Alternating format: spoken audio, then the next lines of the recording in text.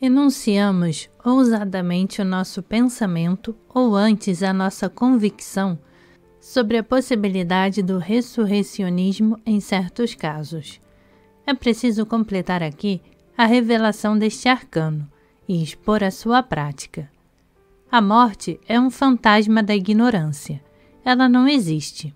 Tudo é vivo na natureza. E é porque tudo é vivo que tudo se move e muda incessantemente de formas. A velhice é o começo da regeneração, é o trabalho da vida que se renova, e o mistério do que chamamos a morte era figurado entre os antigos por esta fonte de juvência, onde a pessoa entra decrépita e de onde sai criança.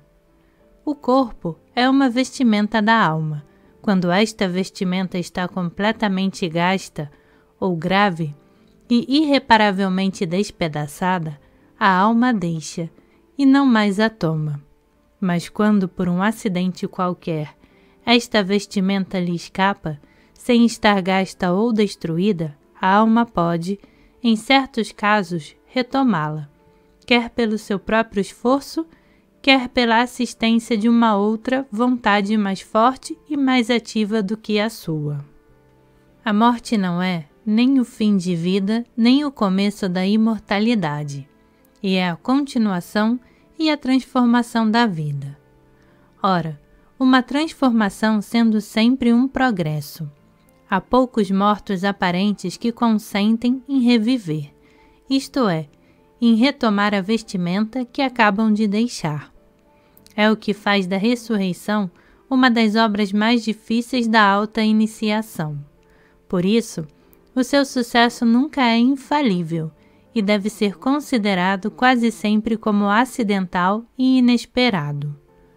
Para ressuscitar um morto, é preciso fechar repentina e energeticamente a mais forte das cadeias de atração que possa uni-lo novamente à forma que acaba de deixar.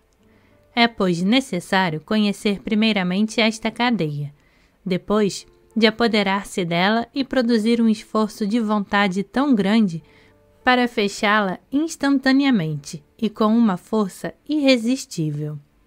Tudo isto, dizemos nós, é extremamente difícil, mas nada tem de absolutamente impossível, já que em preconceitos da ciência materialista, não admitindo odiernadamente a ressurreição na ordem natural, há tendências para explicar todos os fenômenos desta ordem pelas letargias, mais ou menos complicadas com os sintomas mais ou menos longos da morte.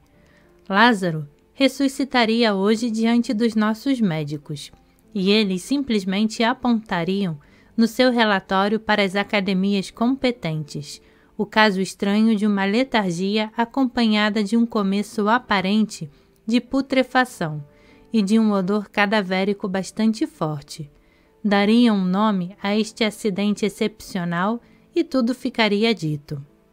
Não gostamos de contrariar ninguém, e se para respeitar os homens condecorados que representam oficialmente a ciência, é preciso considerar as nossas teorias ressurreicionistas como a arte de curar as letargias excepcionais e desesperadas. Nada nos impedirá, espero, que lhes fazer esta concessão. Se porventura uma ressurreição foi feita no mundo, é incontestável que a ressurreição é possível. Ora, os corpos constituídos protegem a religião. A religião afirma positivamente o fato das ressurreições. Logo, as ressurreições são possíveis. É difícil sair daí. Dizer que são possíveis fora das leis da natureza e por uma influência contrária à harmonia universal é afirmar que o espírito da desordem, trevas e morte pode ser o árbitro soberano da vida. Não disputemos com os adoradores do diabo e passemos. Não é, porém, só a religião que atesta os fatos da ressurreição. Colhemos vários exemplos deles. Um fato que tinha ferido a imaginação do pintor Greuze foi reproduzido por ele num dos seus quadros mais notáveis, Um Filho Indigno, junto do leito de morte de seu pai. Surpreende e rasga um testamento que não lhe era favorável. O pai se reanima, sobressalta-se, amaldiçoa o filho, depois se deita e morre uma segunda vez. Um fato análogo e mais recente foi contestado por testemunhas oculares. Um amigo, traindo a confiança do seu amigo que acabava de morrer, tomou e rasgou uma atestação de fideicomisso subscrita por ele. À vista disso, o morto ressuscitou e ficou vivo para defender os direitos dos herdeiros escolhidos que este infiel ia prejudicar. O culpado ficou louco, e o morto ressuscitado foi bastante compassivo para lhe dar uma pensão. Quando Salvador ressuscita a filha de Jairo, entra só com seus 3 discípulos fiéis e favoritos. Afasta os que faziam barulho e choravam, dizendo-lhes: esta moça não morreu, ela dorme. Depois, somente na presença do pai, da mãe e dos 3 discípulos, isto é, um círculo perfeito de confiança e desejo, toma a mão da moça, levanta bruscamente e lhe diz: menina, levantai-vos. A moça, cuja alma indecisa errava sem dúvida junto a seu corpo, de que talvez lamentasse a extrema mocidade e beleza, surpreendida pelo acento desta voz, que seus pais e sua mãe ouvem de joelhos e com estremecimentos de esperança, entra no seu corpo. Abre os olhos, levanta-se, e o mestre logo ordena que lhe deem de comer, para que as funções da vida comecem um novo ciclo de absorção e regeneração. A história de Eliseu, ressuscitando o filho de Sunamita, e de São Paulo, ressuscitando Eutíquio, são fatos da mesma ordem. A ressurreição de Dorcas por São Pedro, contada com tanta simplicidade nos Atos dos Apóstolos, é igualmente uma história cuja verdade não poderia ser razoavelmente contestada.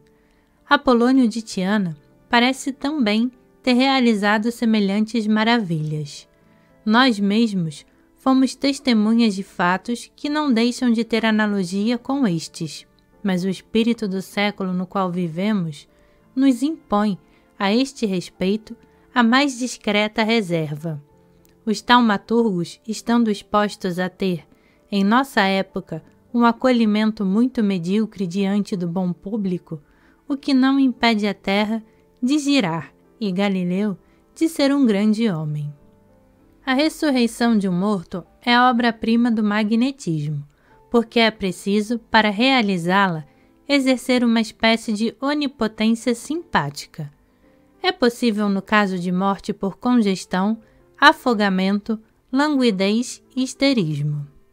Eutíquio, que foi ressuscitado por São Paulo, depois de ter caído do 3º andar, sem dúvida não tinha nada rompido interiormente, e havia sucumbido, seja pela asfixia ocasionada pelo movimento do ar durante a queda, seja pela surpresa e o temor.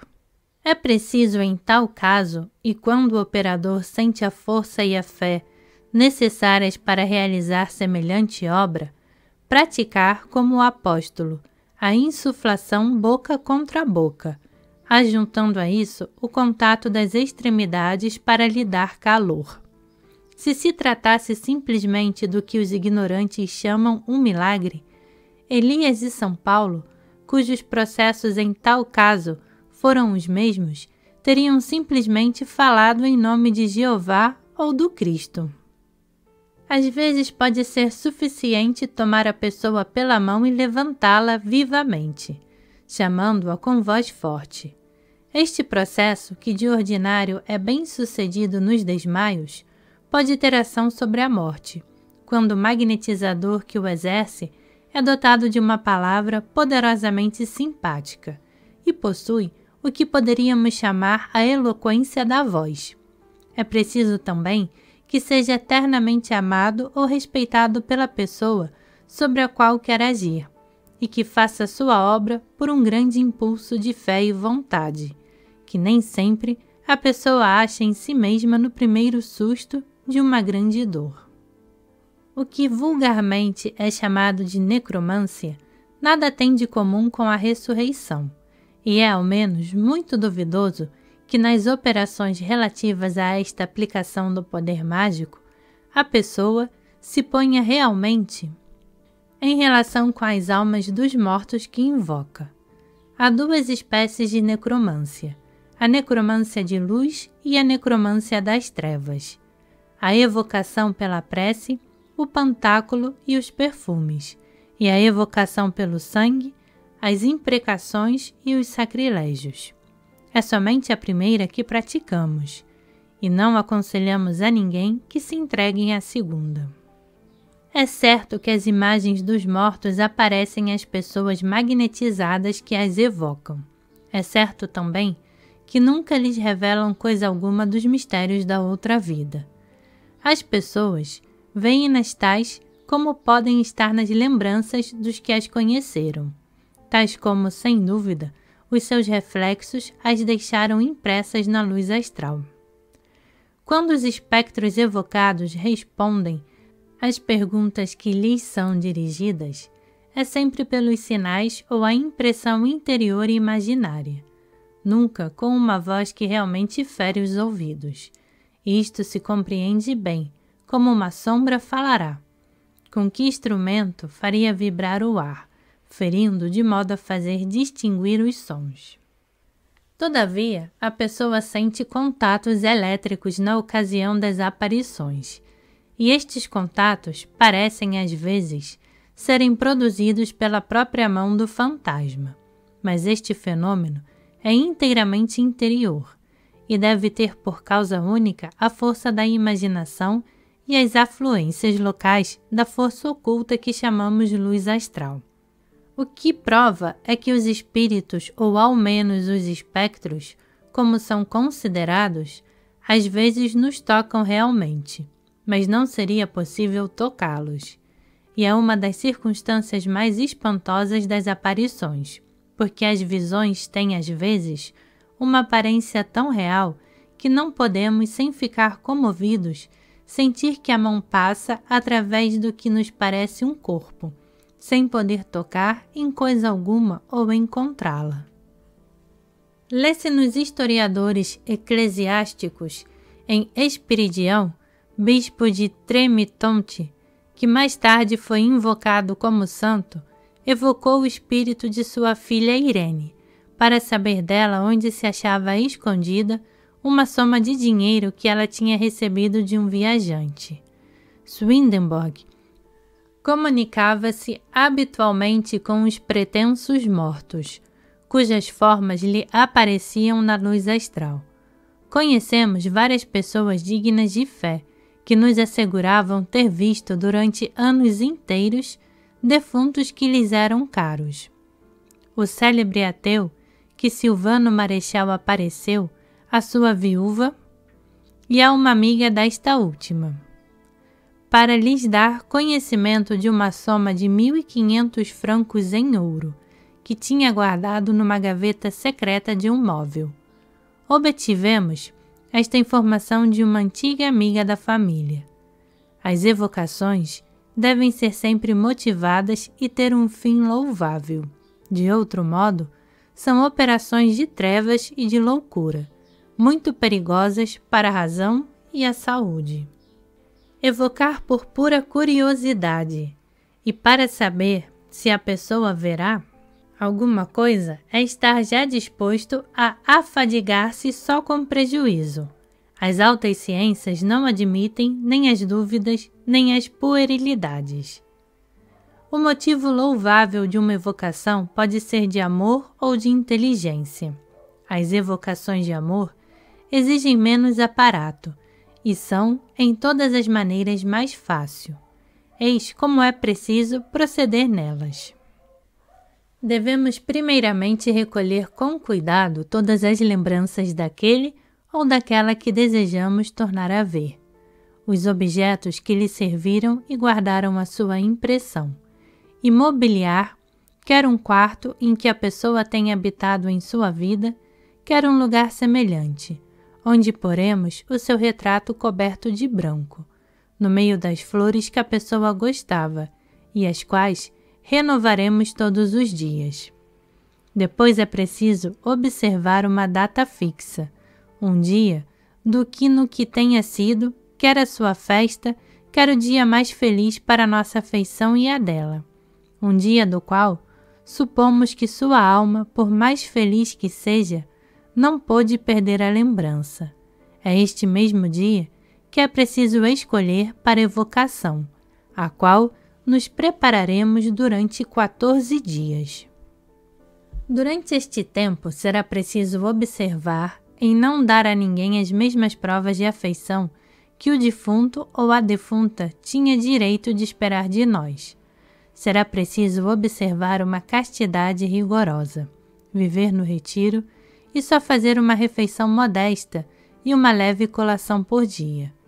Todas as tardes, à mesma hora, será preciso fechar-se com uma única luz pouco clara, tal como uma pequena lanterna funerária ou uma vela, no quarto consagrado à memória da pessoa de quem se tem saudades. A pessoa colocará a luz atrás de si e descobrirá o retrato, em presença do qual ficará 1 hora em silêncio. Depois perfumará o quarto com um pouco de bom incenso e sairá dele recuando. No dia fixado para a evocação, será preciso preparar-se desde amanhã como para uma festa. Não ser o primeiro a dirigir uma palavra a ninguém. Só fazer uma refeição composta de pão, vinho e raízes ou frutas. A toalha de mesa deve ser branca. A pessoa porá 2 talheres e cortará uma parte do pão que deverá ser servido inteiro. Porá também algumas gotas de vinho no copo da pessoa que se quer evocar. Esta refeição deve ser feita em silêncio no quarto das evocações, em presença do retrato coberto. Depois a pessoa tirará tudo o que serviu para isso, exceto o copo do defunto e a sua parte de pão, que serão deixados diante de seu retrato.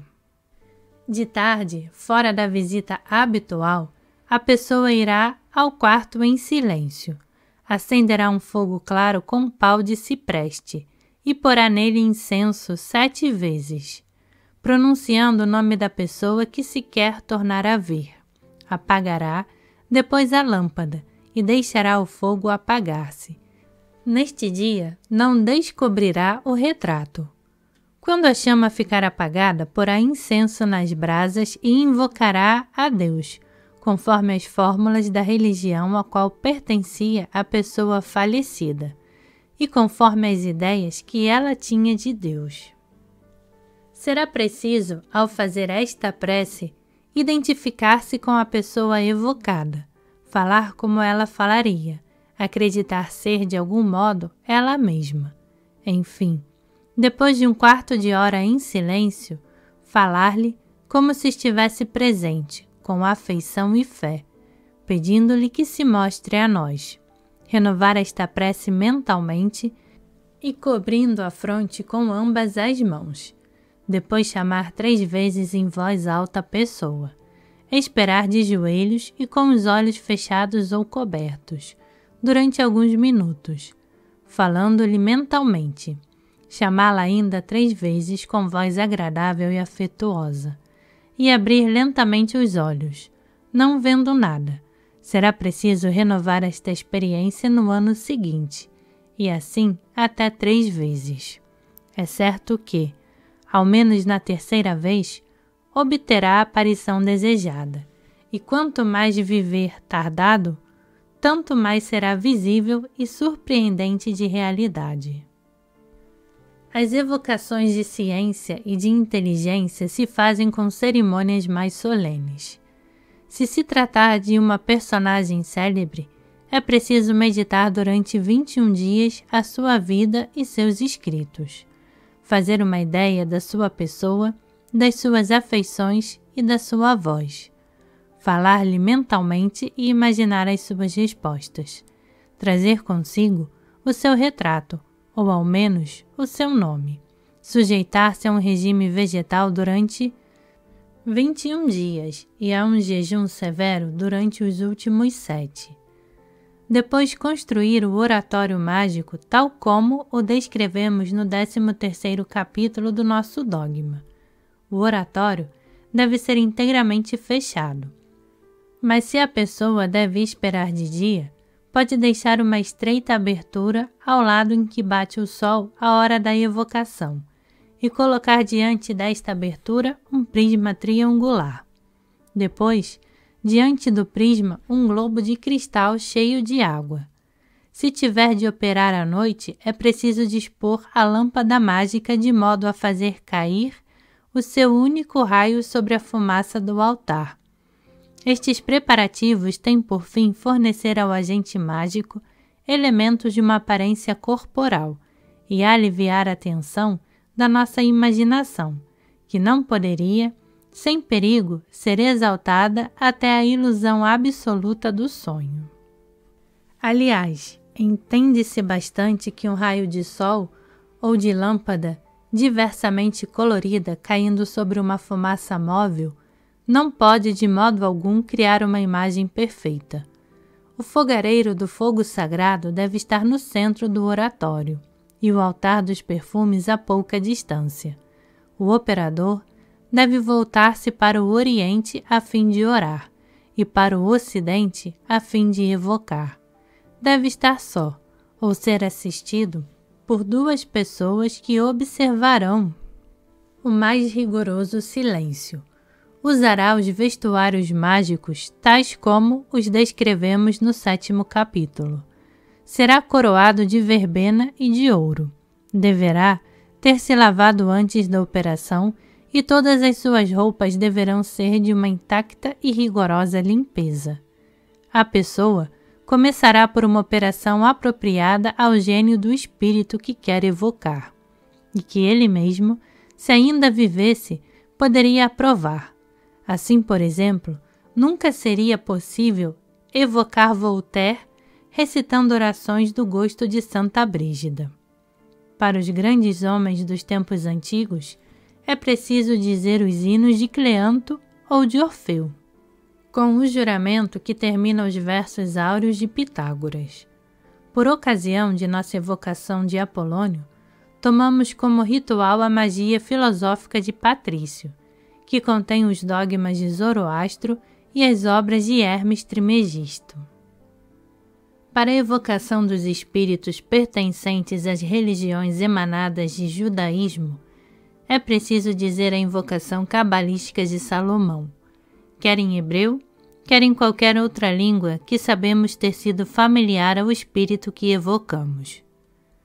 Potências do reino, ficai sob meu pé esquerdo, e na minha mão direita a glória e eternidade.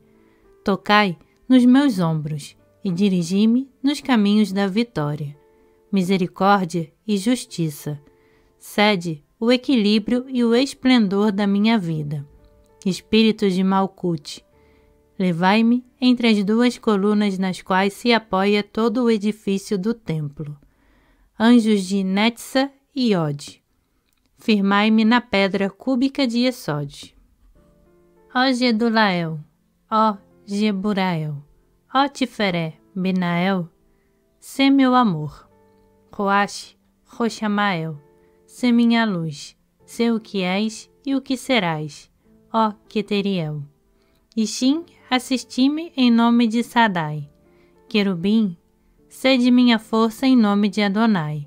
Beni Elohim, cede meus irmãos em nome do Filho e pelas virtudes de Zebaó.